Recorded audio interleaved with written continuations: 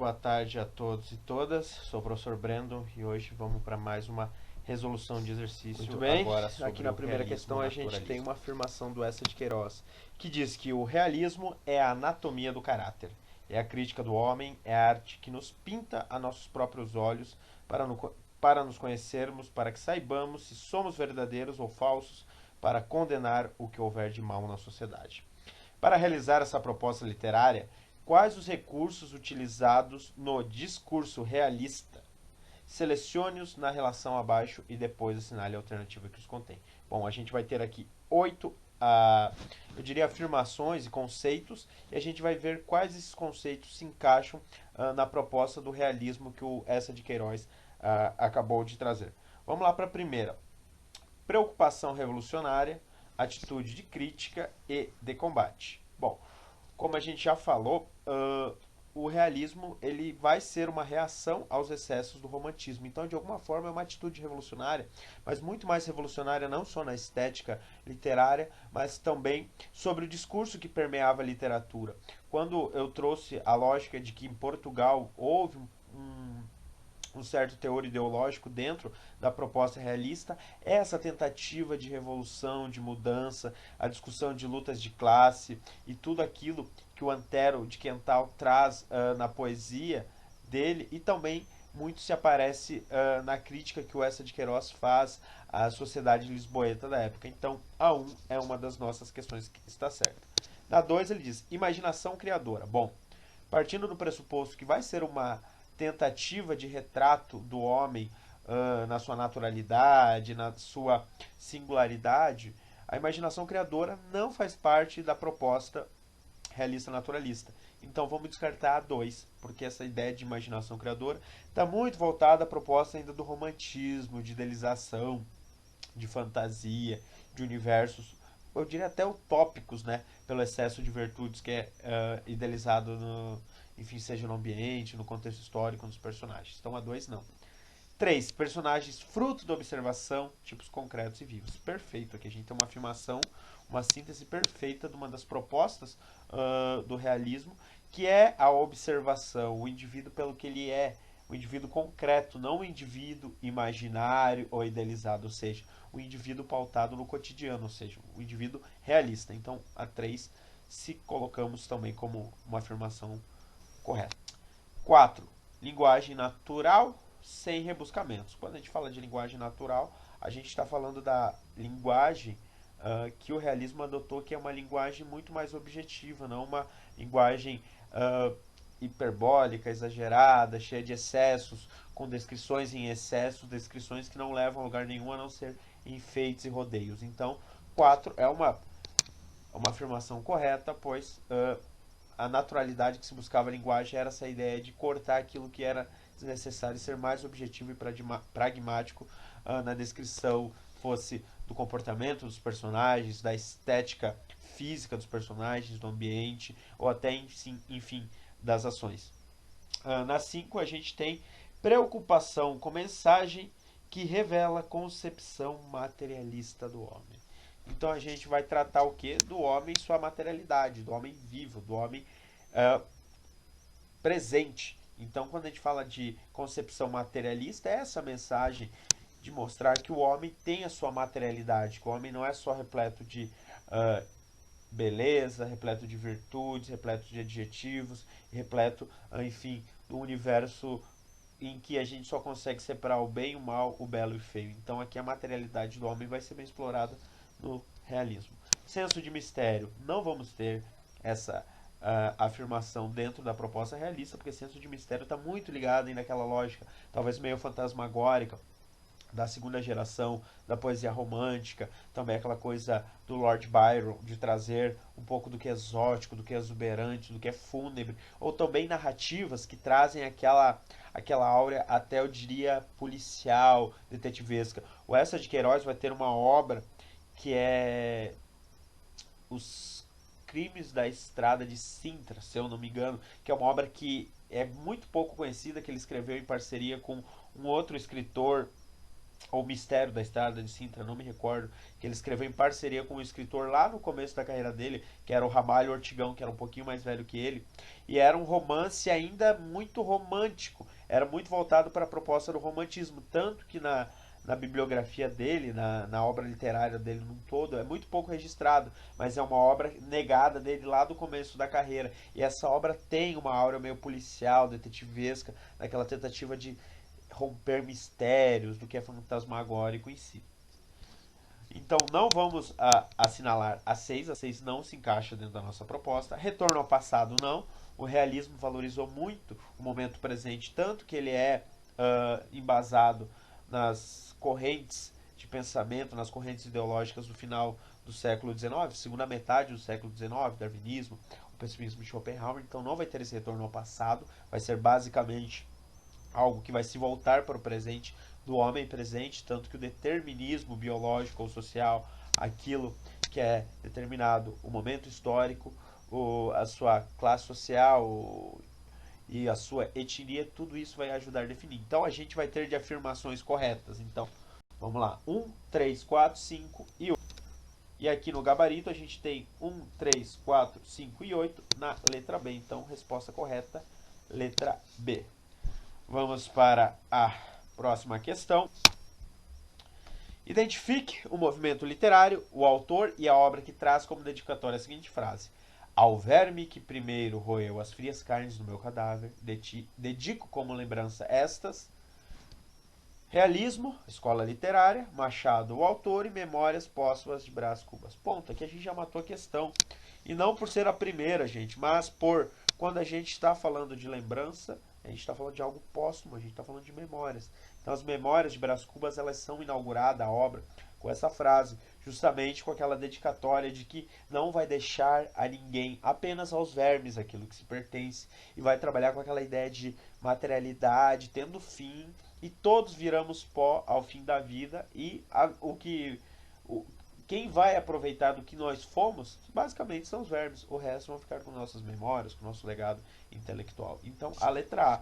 Naturalismo, a Luiz de Azevedo, o Mulato. A gente já falou sobre essa obra como uma proposta totalmente naturalista, em que ele faz a descrição do indivíduo, traz todo um retrato individual do personagem a partir do momento histórico, a partir de toda a sua narrativa pessoal, ajudando a definir quem é, e depois essa mesma proposta vai se encaixar lá em Casa de Pensão, ele trazendo o indivíduo para dentro do ambiente, e vai trazer uma obra só do ambiente, que é o cortiço em si.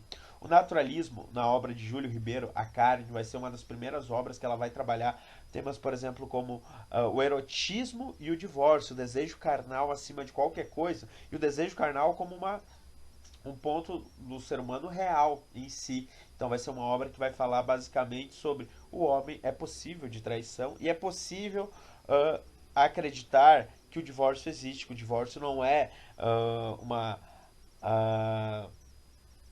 uma coisa extraterrestre, não é nada fora da realidade. O divórcio é uma realidade. E naquela época o divórcio não era uma coisa tão legalizada na sociedade brasileira. O divórcio era visto como uma aberração em si. Então Júlio Ribeiro vai trabalhar justamente nesse romance A Carne a possibilidade do indivíduo sentir desejos para além do matrimônio, para além dos seus compromissos em si, e o que vai dar um choque no panorama estético do que era a literatura na época.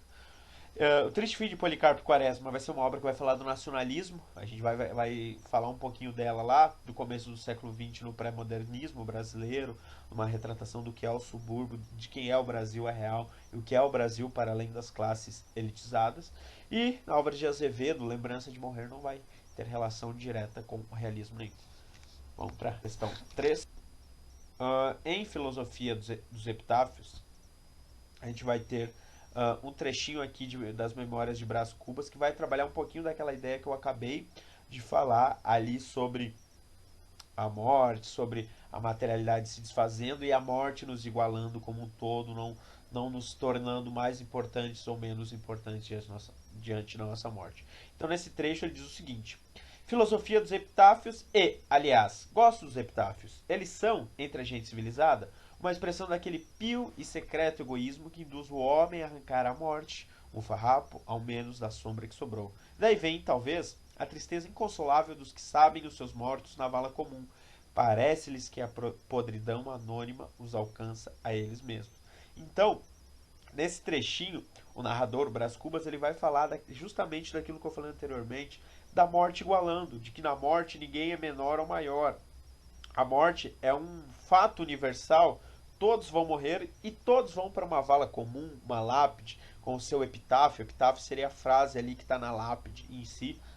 Então ele vai falar muito da morte como um fator universal, um fator que une todos os homens e que é uma parte que ninguém consegue assumir, falando, ah, nossa, a morte do Senna foi uma morte muito importante, mas a morte do Machado nem tanto. A morte do meu vizinho não é tão importante quanto a morte do artista. Então ele vai tratar justamente desse problema universal, não problema universal, mas esse fato universal que todo mundo problematiza, dando uma divindade para quem morreu de especial, para quem fez o bem, para quem fez o mal, não é uma morte importante. Então, esse é o teor que ele traz nessa afirmação. Na A ele diz, pessimismo com que trata os personagens que ocupam postos privilegiados na sociedade burguesa, diferente do modo como lida com indivíduos socialmente carentes. Bom, mesmo que ele fale da morte aqui, a questão vai totalmente contrária. Existe até um pessimismo quando ele diz que todos vão para uma vala comum, que a podridão anônima os alcança, mas aqui ele não fala de uma questão de classe em si, de um rico indo para a vala assim como um pobre. Isso é uma interpretação geral. A ideia que ele passa é uma ideia de morte como universal, não a morte citando classes sociais ou não. Então, A não pode ser. Na B, há uso da ironia. Mesmo que a B coloque o uso da ironia e há uso da ironia, a questão B não vai se entender, porque ele fala uso da ironia como arma de combate às tendências estéticas do romantismo de que nunca sofreu influência. Isso é verdade, mas não se encaixa com a proposta do que está naquele fragmento. De novo, lembrando que o romantismo trata com ironia todas as tendências estéticas do romantismo. Então a B não é. C. A fixação nos problemas sentimentais, entendidos como única causa da conduta humana. Não, de alguma forma não fala de sentimentalismo, isso fica mais pronto dentro da proposta do romantismo. O realista é muito mais bruto e cru na sua estética. A tendência de idealização dos personagens, a herança do romantismo, não, nunca, jamais. E a tentativa de compreender a natureza humana naquilo que ela tem de universal. E aí exatamente chegamos na questão, quando ele diz da morte, nos torna um fato anônimo a todos os seres, dentro de sua podridão, dentro de seu abandono, seu anonimato, enfim. Quem morreu foi esquecido, né? Então, de alguma forma, ele está tratando que todos vão morrer, todos vão ser esquecidos e a morte vai nos igualar, porque todos vamos para uma vala comum. Então, é a E. Só fazendo aqui um complemento, há nesse trecho tanto uso de ironia, tanto o uso de um pessimismo em tratar a morte como um fato normal. Então, falar da morte como uma consequência e não se amedrontar diante dela é uma atitude pessimista. E também há, de alguma forma, uma crítica, uma pequena crítica à estética e à proposta romântica ao falar da morte como um tema normal e não vangloriar a morte, não enaltecer a morte, aniversário de morte, blá blá blá blá blá blá. Então aqui há elementos que estão nas outras questões, mas se encaixa mais na tentativa de universalizar a morte em si, certo? Sobre o realismo, assinale a alternativa incorreta. Então a gente tem aqui A. O realismo surgiu na Europa como reação ao naturalismo. Bom, aqui a gente já tem uma questão totalmente absurda, né? Na letra A.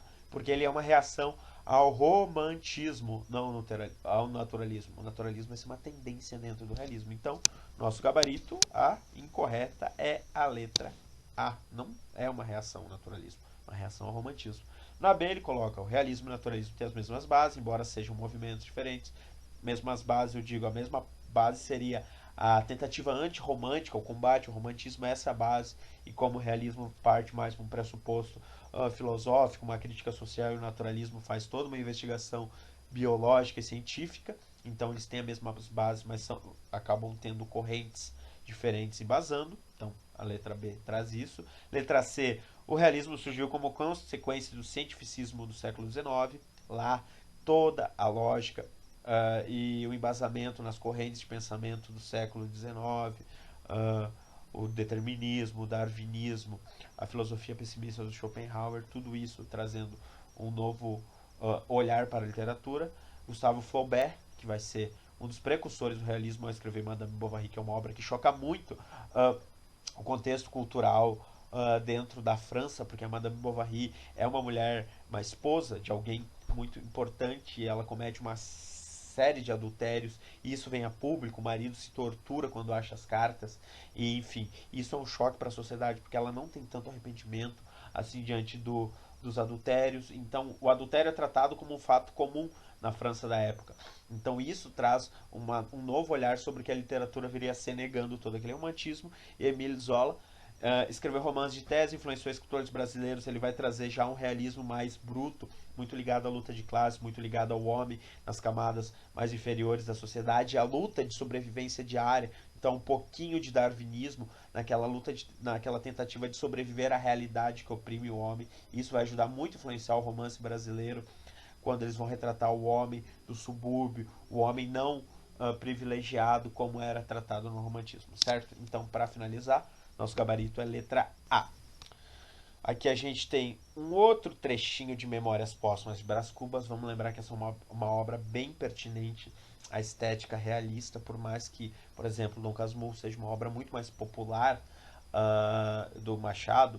O Memórias Póstumas ele sintetiza muito do que era o pensamento machadiano, a ironia, o pessimismo, a crítica, a omissão diante de um trabalho social em si, de ser alguém na sociedade. Então, a obra em si a gente chama de magnum opus, né? Que seria a obra-prima de um autor, ou trabalho mais significativo, que é um termo do latim. O magnum opus do Machado vai ser Memórias Póstumas. E ali no trecho diz: naquele tempo contava apenas uns 15 ou 16 anos, era talvez a mais atrevida criatura da nossa raça e, com certeza, a mais voluntariosa. Não digo que já lhe coubesse a primázia da beleza entre as mocinhas do tempo, porque isto não é romance, em que o autor sobredora a realidade e fecha os olhos às sardas e espinhas. Também não digo que lhe maculasse o rosto nenhuma sarda ou espinha, não. Era bonita, fresca, saía das mãos da natureza, cheia daquele feitiço precário e eterno que o indivíduo passa a outro indivíduo para os fins secretos da criação. Então, nesse trechinho aqui, o narrador ele vai fazer a descrição de uma moça lá nos seus 15, 16 anos e falando da beleza dela e valorizando alguns pontos que o romantismo não valorizava em si, porque aquela proposta da mulher dentro do romantismo era uma mulher perfeita, era uma princesa de olhos claros, pele clara, cabelo muito bem penteado, cuidado, muito sempre cheirosa, muito arrumada, com uma voz muito doce, um hálito perfumado, toda esse romantismo muito vinculado às princesas da Disney em si. Então, aqui nesse trechinho de Memórias Póstumas, vai haver o que? A descrição de uma mulher na sua totalidade, na sua realidade, com suas imperfeições, ela sendo bela dentro da sua imperfeição. E a questão diz o seguinte: no trecho abaixo, o narrador, ao descrever a personagem, critica sutilmente um outro estilo de época, o romantismo, certo? Então vamos entender, a partir desse trecho, em qual frase ele faz uma crítica ao romantismo. Lógico que ali ele cita a palavra romance de forma explícita, mas não vai ser naquele trecho, porque nem sempre vai ser óbvio esse trabalho de interpretação, certo? A frase do texto em que se percebe a crítica ao narrador ao romantismo está transcrita na alternativa A. O autor sobredora a realidade, fecha os olhos às sardas e espinhas. Bom, aqui a gente tem a questão basicamente encerrada, porque na letra A, quando ele fala, e nesse trechinho das sardas e espinhas, ele trata exatamente a questão dela ser bela, ser sedutora, ser, enfim, sensual, ter todo o seu encanto, mesmo com sardas com sardas e espinhas, e ele nega muito daquilo que o romantismo traz da perfeita beleza feminina. E também quando ele fala fecha os olhos às sardas e espinhas, ele diz que a proposta do romantismo nega as imperfeições do ser humano, e o realismo, pelo contrário, ele descreve, ressalta, não é uma ode, uma homenagem à beleza, mas ele valoriza a beleza, tratando que o ser humano pode ser belo dentro da sua imperfeição, ou seja, o belo horrível. Então, letra A.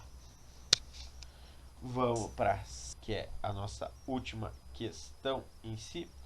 Bom, tendo em vista diferenças entre o Primo Basílio do Eça de Queiroz e Memórias Póstumas de Brás Cubas, conclui-se corretamente que esses romances podem ser classificados igualmente como realistas na medida em que ambos, bom, esses dois romances fazem parte do realismo, mas de alguma forma um se direciona muito mais para a proposta realista, naquela descrição psicológica do personagem, aquele olhar sobre a crítica social, e outro se encaminha mais para uma tese naturalista, voltando um pouco para a sensualidade, para ressaltar o lado humano, o lado animal e natural do homem, as suas tendências sexuais, a sua pulsação sexual em si.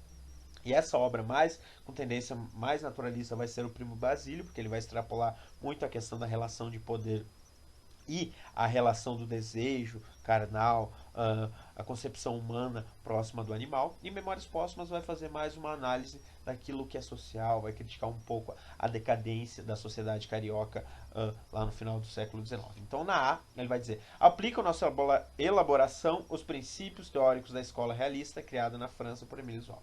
Como eu falei, essa tendência romântica do Émile Zola vai ser muito mais voltada para uma questão das classes inferiores. E pelo contrário, tanto o Machado quanto o Eça de Queiroz eles vão criticar as camadas altas. Eles não vão se voltar em nenhum momento para as classes inferiores aqui. Isso vai ficar mais presente em obras como O Cortiço, um pouco Casa de Pensão, Memórias de um Sargento de Milícia em si. Aqui, diretamente, ele vai fazer a crítica social às classes superiores. Então, ele não vai aplicar aqueles princípios teóricos voltados na França. Então, a letra A não vai ser. Na B, se constitui como romance de tese, procurando demonstrar cientificamente seus pontos de vista sobre a sociedade. Gente, se vamos mostrar teses científicas, o romance realista não vai trazer teses científicas, ele vai trazer uma análise psicológica. Essa tese científica vai ficar mais presente um romance que tenha tendências naturalistas. Então, como o Primo Basílio, Memórias Póstumas, apesar de se impregnar de toda uma filosofia pessimista, não vai trazer princípios científicos dentro da sua obra, não vai sustentar isso ao longo da narrativa. Então, letra B também não vai ser. C. Se opõe às idealizações românticas e observam de modo crítico as sociedades e interesses individuais. Como eu falei, Primo Basílio e Memórias Póstumas criticam o comportamento das classes e a decadência das classes mais elitizadas, classes superiores em si. Então isso faz com que eles neguem aquela idealização romântica de que nem tudo que está sustentado por uma riqueza material, por um padrão de vida muito elevado e por todos os luxos e privilégios vão ser uma vida propriamente perfeita. Mas lá no romantismo era criada toda essa idealização social de que o homem trabalhava, era o macho alfa da casa, belo, bonito, formal, meio Rodrigo Hilbert, assim, a mulher era toda perfeita na sua delicadeza, na sua sutileza. Então eles vão negar, vão falar muito da decadência desses comportamentos, vão falar de adultério, de desejos além do matrimônio, vão falar muito, principalmente sobre a violência, sobre a busca de poder, enfim, vão trazer todo um outro panorama das classes, da classe burguesa em si, com um comportamento totalmente dilacerado, um comportamento totalmente errôneo e imoral diante dos próprios princípios que ele aceita. Então, a letra C se encaixa. São dois romances que se opõem às teses românticas e fazem uma crítica à sociedade, tanto carioca com Machado, quanto a sociedade lisboeta com essa de Queiroz, e vai falar muito do egoísmo sobre cada personagem em si. Gente, por hoje é isso. Vou ficando por aqui. Logo nos vemos, se Deus quiser, numa situação um pouquinho melhor que essa. Uma boa semana para vocês. Um beijo no coração de cada um. Até breve. Tchau.